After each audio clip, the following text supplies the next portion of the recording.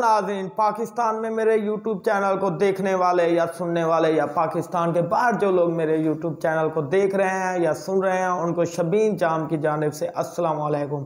नाज़रीन, आज का जो हमारा टॉपिक है वो है मोहम्मद शहजाद हकीम लोहापार पर, जो कि सोशल मीडिया पर इंतहाई कम अरसे में मशहूर हो गए थे, मशहूर मरूफ हो गए थे। लोग उनको बड़ा देखते और सुनते हैं, लेकिन आज उनको गिरफ्तार कर लिया गया। ये मुकम्मल आज हम आपको तफसील बताते हैं, डिटेल बताते हैं उनको क्यों गिरफ्तार कर लिया गया, वो क्या गलत काम कर रहे थे, क्या लोगों को लूट मार कर रहे थे और अपनी मशहूरी के लिए वो किस हद तक जा पहुंचे थे।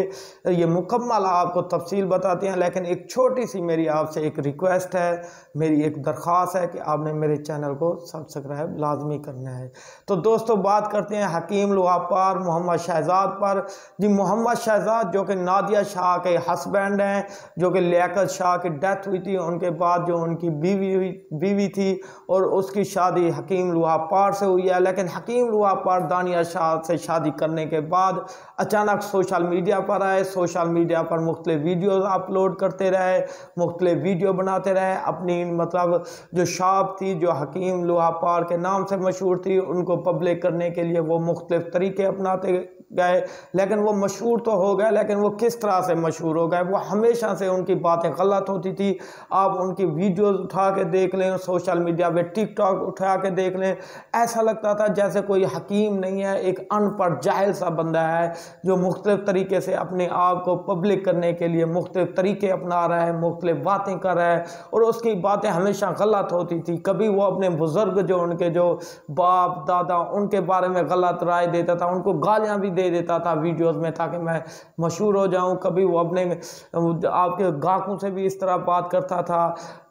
नाज़रीन, जो उनके जो मरीज़ थे, एक आज मैं एक वीडियो देख रहा था जो उनसे हकीम से बात कर रही थी, जो एक औरत थी जो दवाई ले रही थी, लेकिन उसकी वो रिकॉर्डिंग करके उसको पब्लिक कर रहा था, वो लोगों को उनकी बातें सुना रहा था कि देखो इनका हस्बैंड है जो ये नामर्द है और ये मुझसे दवाई ली है तो वो सेट हो गया। और मुख्तलिफ तरीके से उसको मतलब वो खोल कर उनकी बातें ज़ाहिर कर रहा था, उनको पब्लिक कर रहा था, उनकी वॉइस लोगों को सुना रहा था। बल्कि वो ऑनलाइन कॉल पे था और उसकी कॉल पे सारा कुछ लोगों को सुना रहा था, सिर्फ अपने आप को पब्लिक करने के लिए, दूसरों को डिग्रेड करने के लिए। क्या एक डॉक्टर या एक पढ़ा लिखा शख्स या एक पढ़ा लिखा हकीम इस तरह की बातें करता है? और मतलब वो पैसे के लिए वो किसी भी हद तक जा सकता था, किसी भी हद तक मशहूर होने के लिए कुछ भी वो करने को तैयार था। इसके अलावा नाज़रीन, हम बात करते हैं कि कुछ अर्सा कबल आपने देखा होगा कि अरशद नदीम ओलंपिक का गोल्ड मेडल जीत कर आया था, तो उनके साथ भी इसने एक मसला किया था जो कि लोगों ने देखा था। हमने उस पर वीडियोस तो नहीं बनाई थी, लेकिन वो उसकी न्यूज़ भी नहीं दी थी।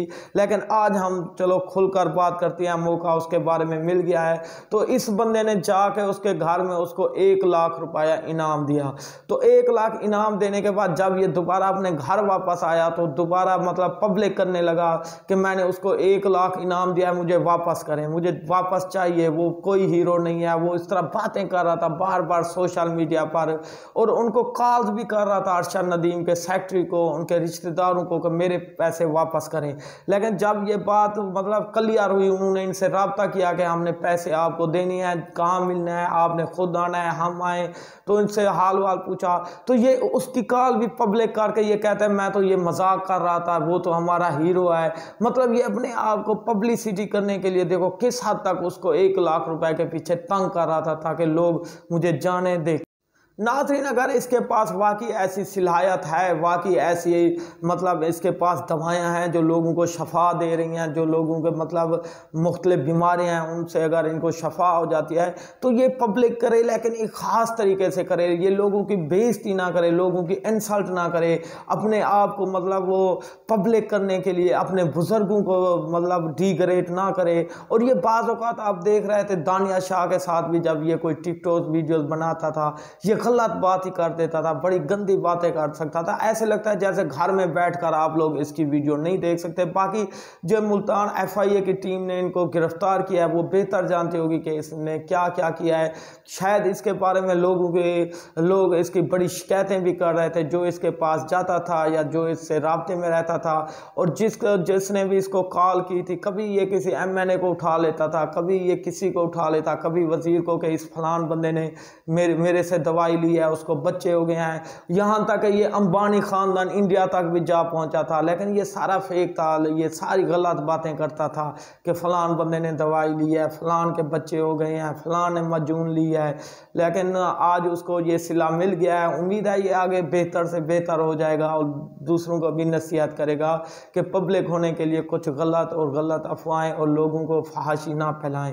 باقی اگر میرا آج کا یہ آپ کو ٹاپک پسند آیا, میری ویڈیو کو لائک شیئر کریں, چینل کو سبسکرائب ضرور کریں, دعاؤں میں یاد رکھے گا. اللہ تعالیٰ آپ کو سلامت رکھے. شکریہ. شبیر جام کو اجازت. اللہ حافظ.